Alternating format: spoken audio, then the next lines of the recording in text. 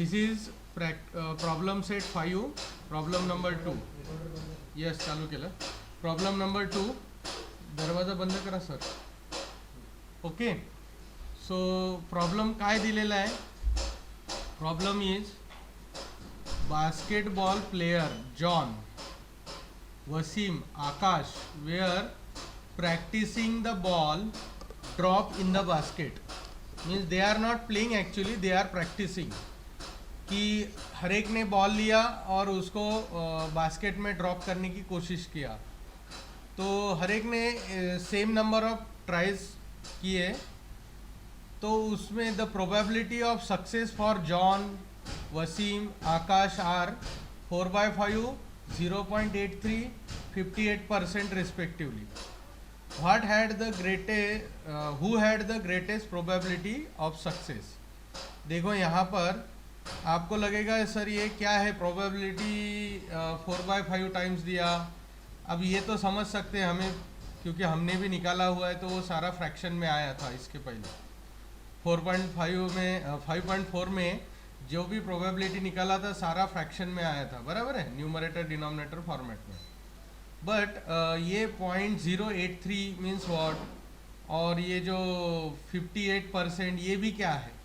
तो प्रोबेबिलिटी को हम फ्रैक्शन फॉर्म में भी लिख सकते हैं.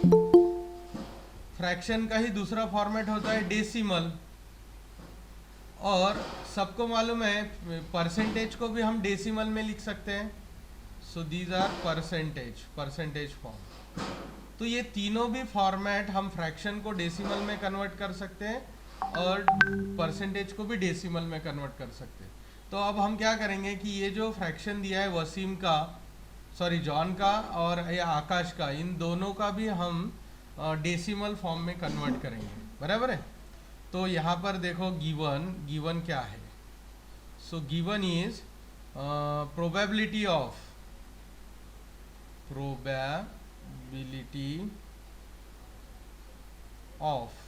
किसका, probability of John equal to कितना दिया है 4/5. 4/5 का मतलब होता है अगर हम इसको 4 को 5 से डिवाइड करें तो वो आता है 0.8. करके देखना, ये आ ही जाता है. तो हमने 4/5 को डेसिमल फ्रैक्शन में कन्वर्ट कर दिया. अगेन प्रोबेबिलिटी ऑफ किसका, वसीम, इक्वल टू 0.83. तो यहाँ तो वेरी क्लियर, ये ऑलरेडी डेसिमल में दिया है. And then lastly probability of Akash is given 58%. अब देखो ये 58% को हम 58/100 लिख सकते हैं. सो अब देखो ये फ्रैक्शन में हो गया और इस फ्रैक्शन को हम डेसिमल में आराम से कन्वर्ट कर सकते हैं. ठीक है. तो 58/100 का मतलब होता है, देखो 2 0 है तो 0.58, 2 डिजिट छोड़ के हमने पॉइंट दे दिया. So in this way we get all the 3 probabilities in decimal form. Now we can compare it, क्योंकि उन्होंने कंपैरिजन करने के लिए बोला है. Who has the greatest probability of success? So अब इस पे से we know that हम बता सकते हैं, क्या बता सकते हैं कि अरे it's not working. Okay. हम यहाँ बता सकते हैं, देखो कि सबसे कम कितना कौन सा है, that is 0.58. उससे ग्रेटर कौन है 0.8, एंड उससे ग्रेटर कौन है 0.83. So therefore the probability of success, so therefore Waseem 0.83 किसका है, वसीम का है. वसीम हैज मैक्सिमम और ग्रेटेस्ट probability of success.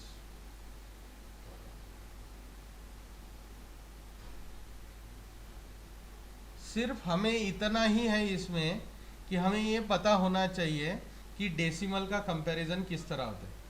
अब डेसिमल का कंपैरिजन देखो, 0.58 उसका मतलब होता है 58/100, 0.83 का मतलब होता है 83/100, ओके, एंड 0.8 का मतलब होता है 80/100। तो अब अगर हम 58 80 से बड़ा है, सॉरी छोटा है, और 83 80 से बड़ा है, तो इस तरह से हमने इसका कंपैरिजन किया, डिनोमिनेटर सबका सेम कर दिया 100 100।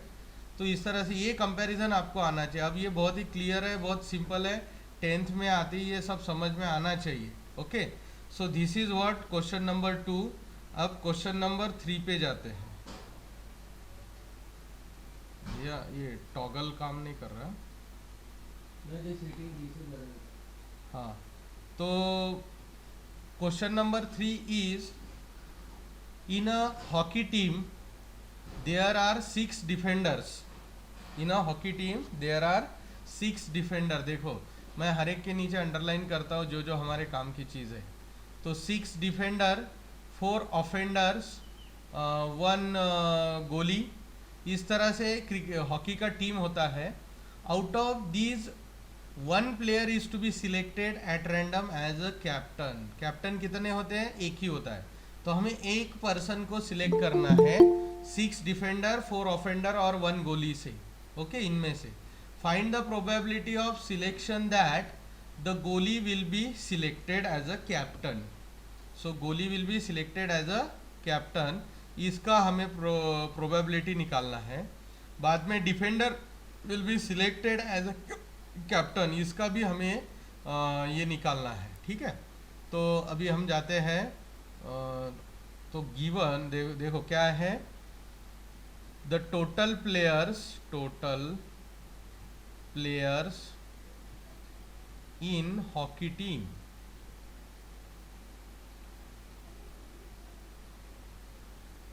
इज इक्वल टू कितने हैं? 6 + 4 + 1, so it is 10 + 1 is 11। Okay, therefore S equal to क्या होगा?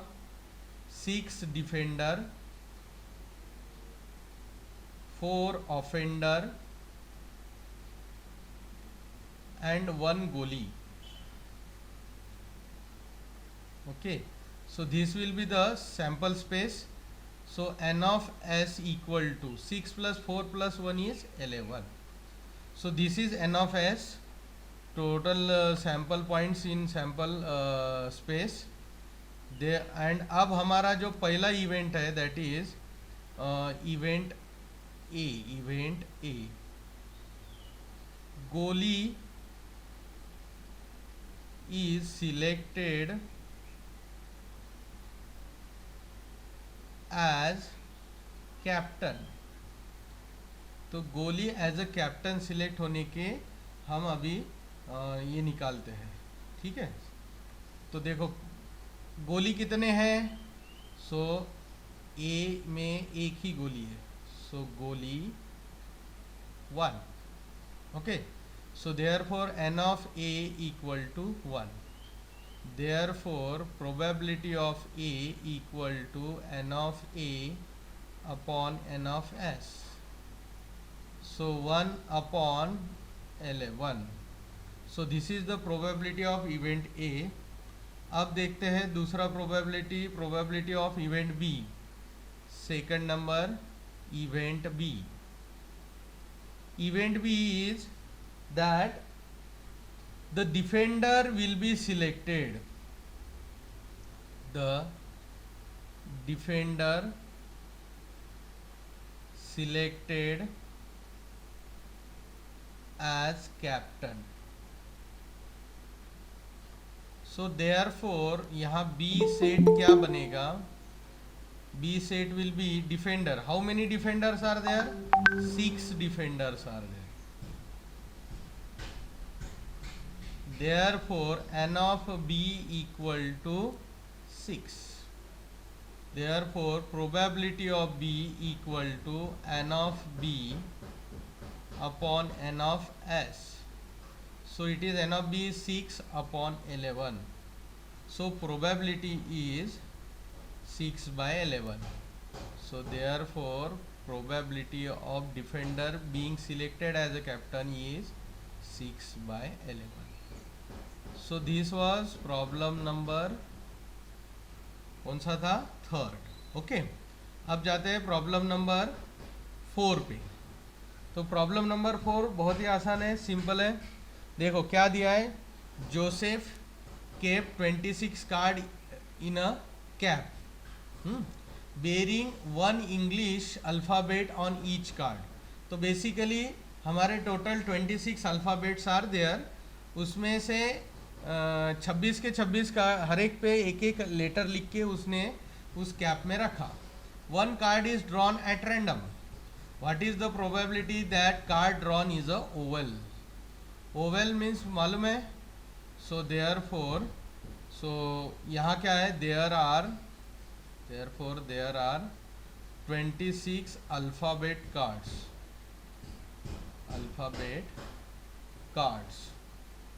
बराबर है. सो हमारा sample space is A B C D up to Z. Okay, so n of s equal to 26. So event A क्या है, the card drawn is a oval card. So यहाँ पर हम सेट बनाते हैं. सेट में क्या है, ए ई आई ओ यू. तो ये हमारे ओवल कार्ड्स हैं. सो n of a is nothing but 5. कितना है, 5. अब जाएंगे हम, सो प्रोबेबिलिटी निकालेंगे. Therefore probability of A equal to n of A upon n of S. So n of A is 5 upon 26. अब इसको रिड्यूस हो सकता है क्या, नहीं. So therefore P of A equal to 5 by 26. So this is our answer of problem number 4. Problem number 5 पे जाते हैं. So problem number 5 is that a balloon vendor has 2 red, 3 blue, 4 green balloons. Okay, so यहाँ पर देखो, therefore sample space for vendor, बराबर है. Vendor के पास, बलून वेंडर मीन्स बलून बेचने वाला. सो 2 रेड, उसके पास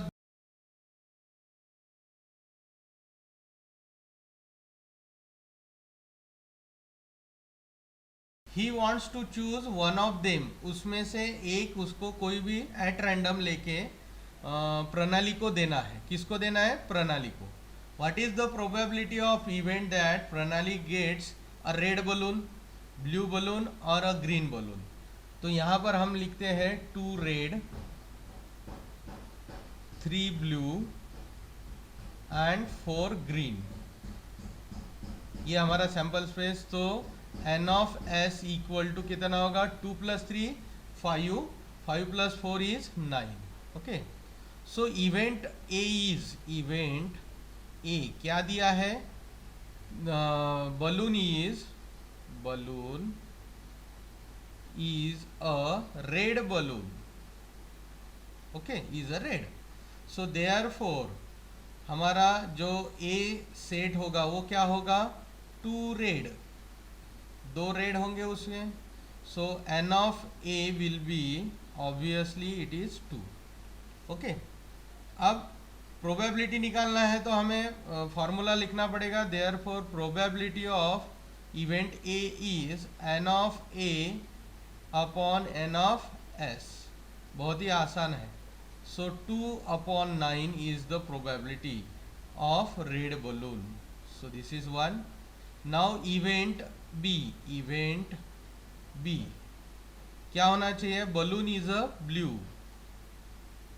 balloon is a blue color, blue colour का बलून रहेगा, इसकी प्रोबेबिलिटी अब हम ढूंढते हैं, ठीक है।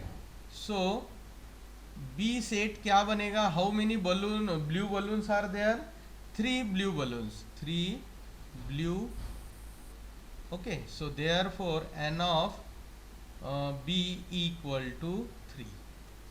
So that is therefore probability of b equal to n of b upon n of s. So it is 3 by 9, so it is 1 by 3. So therefore we can write probability of blue balloon is 1 by 3. So this is answer number 2, okay. अब जाते हैं कि उसकी probability green होने की कितनी है। So event C the balloon event C क्या है, balloon is of green colour का बलून होगा, इसकी प्रोबेबिलिटी क्या है। So C green, how many greens are there, 4 greens are there. So therefore n of c sir आवाज क्लियर नहीं आ रही, equal to 4.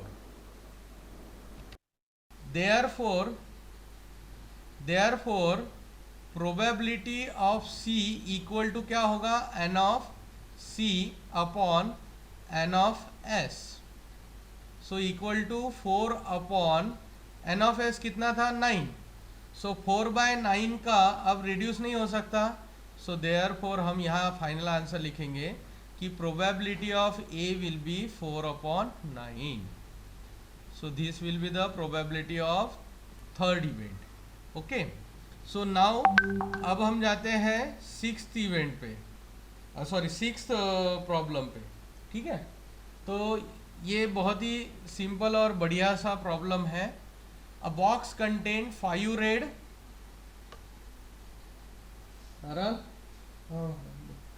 A box contained 5 red, 8 blue, 3 green pens. Okay. जैसा ब्लू बलून्स का था, यहाँ सिर्फ बलून की जगह पेन किया है। And Rituja want to pick a pen at random, what is the probability that pen is blue. तो ये तो बहुत ही सिंपल है, ओके। सो इसमें क्या है, the box contains, the box contains कितना, तो इसका सैंपल स्पेस बनेगा 5 रेड, 8 ब्लू, 3 ग्रीन पेन्स, सिर्फ नंबर बदल दिए। सो therefore n of s will be 5 plus 3 is 8, 8 plus 8 is 16 pens. So n of s is 16. So event उन्होंने क्या पूछा है कि when Rutuja picks up a pen at random, so what is the probability that the pen picked is a blue pen, okay. So event says that event A is pen picked is a blue pen. जो pick किया गया pen है वो blue होगा, इसकी probability क्या है। सो हम पहले उस इवेंट का सेट लिखते हैं। तो ब्लू के लिए देखो कितना है, 8 blue pens, 8 blue pens. So therefore n of a equal to 8, okay. अब हम यहाँ पर therefore probability, therefore p of a equal to n of a upon n of s. So it will be 8 upon 16. So 8 से reduce करो, 8 1 jar 8 2 jar 16. So therefore probability of blue pen is 1 by 2. So it is half. Okay समझ में आया। तो इस तरह से ये बहुत ही आसान प्रॉब्लम था। प्रॉब्लम नंबर 7 लेते हैं। प्रॉब्लम नंबर 7 में देखो क्या है, 6 faces of a die are shown below. तो मैं यहाँ अभी डाई निकालता हूँ। ये एक फेस है, फिर ये दूसरा फेस है डाई का, तीसरा फेस है, ये फोर्थ फेस है, ये फिफ्थ फेस है, and this is last one sixth face. अब वो एक डाई के ऊपर है, हम उन्होंने ये सेपरेट करके दिए और हर एक पे एक एक लेटर लिखा हुआ है। सो पहले इस पे ए है, दूसरे पे बी है, सी डी ई, और लास्ट में एफ नहीं, अगेन ए है। तो पूरे डाई में 2 बार ए आया हुआ है, ठीक है। So if the die is rolled once, तो डाई को एक बार रोल किया, ठीक है, then find the probability of A appears on upper face, बराबर है। So therefore die is rolled once, die is rolled once. तो यहाँ पर क्या होगा, देयरफॉर सैंपल स्पेस में क्या होगा, दैट इज ए फेस आ सकता है, बी आ सकता है, सी आ सकता है, डी आ सकता है, ई, और ये दूसरा वाला ये भी आ सकता है। ओके, देखो सेट में हम एलिमेंट को रिपीट नहीं करते, बट यही है प्रोबेबिलिटी और सेट इसी लिए डिफरेंट है कि इसमें हर एक इवेंट फिर वो बार बार आया तो भी वो एक अलग फेस पे है, इसलिए उसको अलग कंसिडर किया जाएगा। भले वो लेटर ए है लेकिन वो सिक्स्थ फेस पे है, तो हर एक फेस का एक एक बार आने का चांस है, उसके ऊपर कुछ भी लिखा हो, बराबर है। इसलिए हमने 6 फेसेस पे जितना लिखा है वो सब लिख दिया। तो कोई भी फेस आने का चांस है, इसलिए हम 6 के 6 हमने चांस ले लिए। तो n of s equal to 6। Okay, so event A is first, event A is getting A on upper face। Upper face पे ए आने के चांसेस कितने, तो इवेंट में देखो क्या है, तो ए कितने फेसेस पे है, 2 फेसेस पे, तो इसके 2 बार आने का चांस है, बराबर है। सो इसलिए n of A equal to 2। So therefore P of A will be equal to, P of A क्या होगा, n of A upon n of S। So n of A is 2 and n of S is 6, so it is 1/3।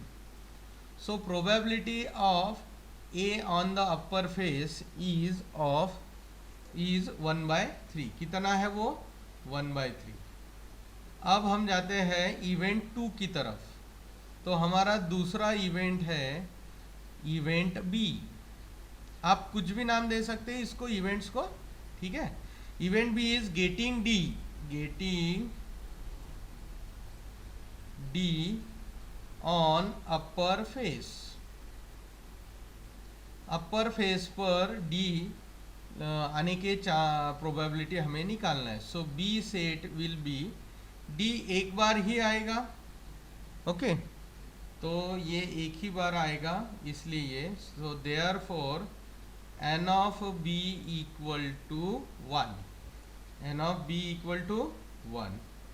So therefore हम यहाँ बोल सकते हैं कि probability of b equal to n of b upon n of s। So b is 1, n of s is 6। So therefore probability of B equal to 1/6। So इस तरह से ये हमारा प्रॉब्लम नंबर 7 था।